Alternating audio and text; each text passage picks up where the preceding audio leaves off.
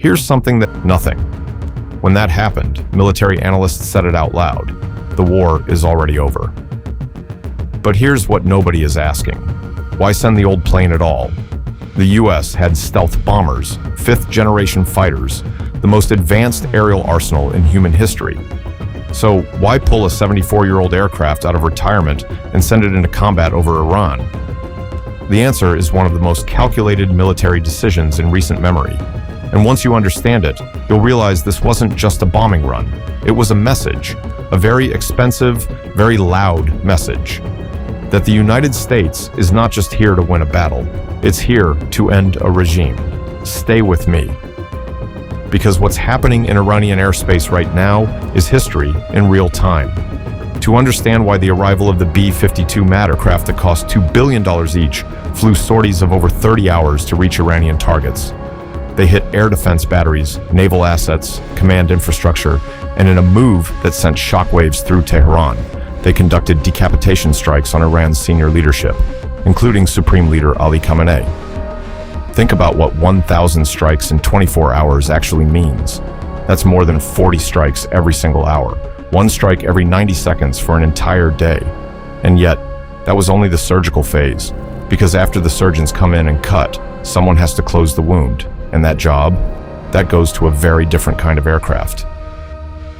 The Boeing B-52 Stratofortress has a nickname, Big, Ugly, Fat Fellow. It is not a glamorous plane. It is not a stealthy plane. It is not a subtle plane. What it is a flying weapons depot that has been terrorizing enemies of the United States since the Eisenhower administration. The B-52 can carry up to 70,000 pounds of ordnance. For context, that's roughly the weight of 10 full-grown African elephants. Except instead of elephants, it's precision-guided bombs, cruise missiles, and standoff weapons that can level hardened military targets from miles away. When air defense analyst Max Afterburner broke down the payload, he put it simply, 70 JDAMs. That is a heavy hitter. JDAMs, Joint Direct Attack Munitions, come in 500, 1,000, and 2,000 pound variants, 70 of them on a single aircraft per sortie.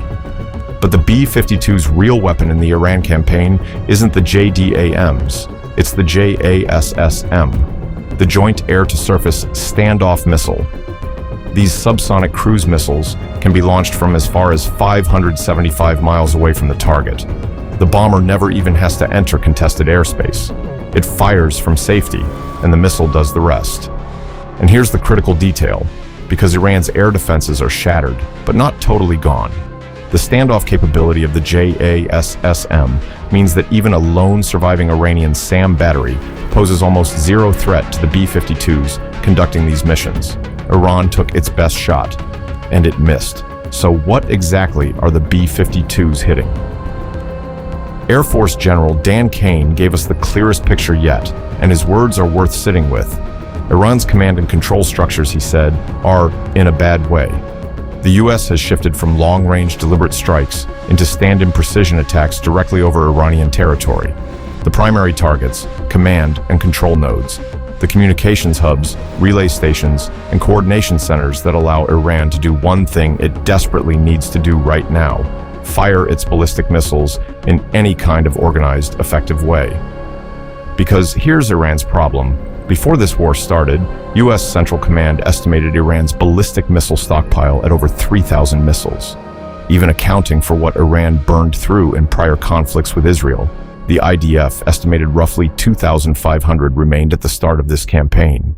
That is a formidable deterrent if you can coordinate a launch. But without functioning C2 nodes, those missiles become isolated. Launch sites can't communicate. Reload teams can't be directed. Production facilities, which have also been struck, can't resupply, and the numbers are showing it. General Kane confirmed that Iran's ballistic missile launches are down 86% from day one. One-way attack drones, down 73%. The B-52s didn't just bomb Iran's military, they disconnected it. Now, here's the part that most coverage is missing, and this is where it gets genuinely interesting. President Trump on March 2nd made a quiet but significant comment. The US, he said, has projected 4 to 5 weeks for this conflict and has the capability to go far longer than that. 4 to 5 weeks, minimum. That changes everything about how you have to think about aircraft selection. Because running a B-2 Spirit costs approximately $200,000 per flight hour. Those 30-plus hour sorties we mentioned, that's over $6 million per plane, per mission.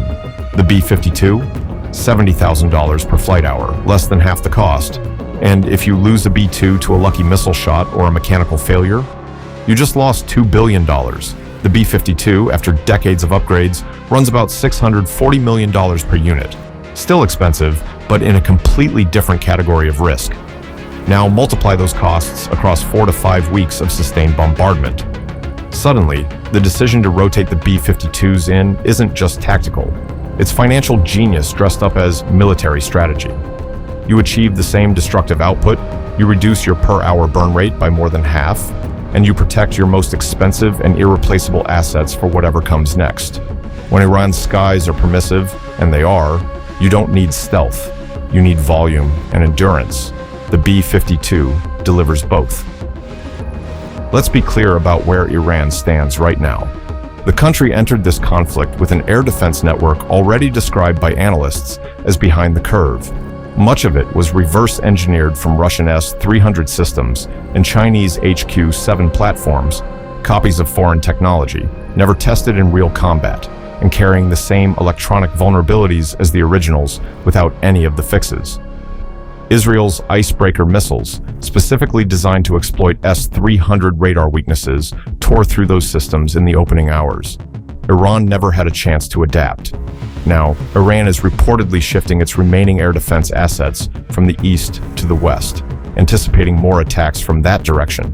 But all that does is open the eastern flank for B-52s to operate even more freely. The strike numbers tell the whole story. In the first 72 hours alone, the US and Israel combined to destroy 2,000 targets inside Iran.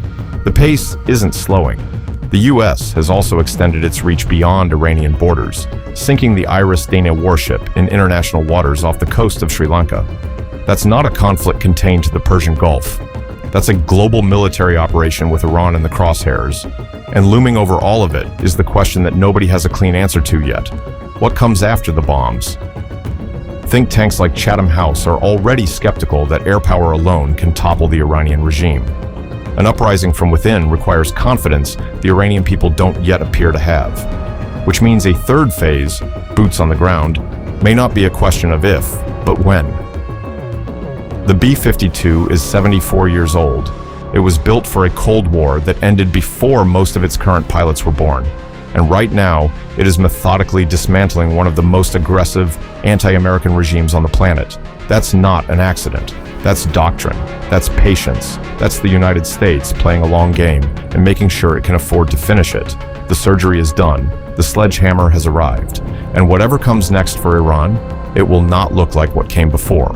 If you want to stay ahead of every development as this conflict unfolds, subscribe to Global Decode. We break it down every week, exactly like this. We'll see you in the next one.